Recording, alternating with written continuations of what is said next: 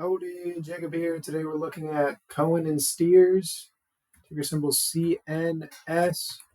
It is in the capital markets industry, similar market cap or the same market cap and enterprise value of 3.5. We see that they are an asset management company founded in 1986, focusing on equity, fixed income, multi-asset, and commodity, just like a lot of other asset companies.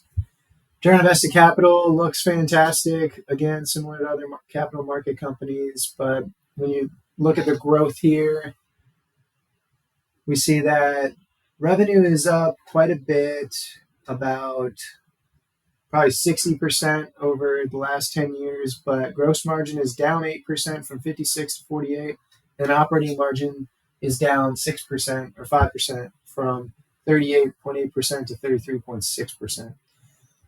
Dividends, they're a dividend-paying company. Let's look at that balance sheet first. Okay, yeah, so no long-term debt, no short-term debt, but $260 million on hand. Pretty impressive. They have more cash on hand than total liabilities, so a very safe company from a balance sheet perspective. They have very limited capital expenditures, as high as $10 million throughout the last 9 years, and the lowest cash flow that they've had is cash from operations of $55 million from 2014. And so their use of cash is pretty much dividends at this point, a little bit of stock repurchases, but a lot on the dividend side. I would say that $107 million current payout is pretty reasonable since they don't have any debt. And on a 5-year average basis, we're probably looking at maybe 120, 130 million. So yeah, that's a huge percentage of payout, but they don't really use their cash for anything else other than stock repurchases. I personally would like to have them have the ability to buy back shares that are stupid cheap, but they don't have any debt at all. And so you don't really like companies to go into debt if they aren't already, but because you never know what situations might change. But I mean, if stocks get cheap enough, I'd want the company to be doing what it can to be buying back as many of their shares as possible. If that means cutting a dividend or going a small $100 million in debt for this company at least, that'd be manageable.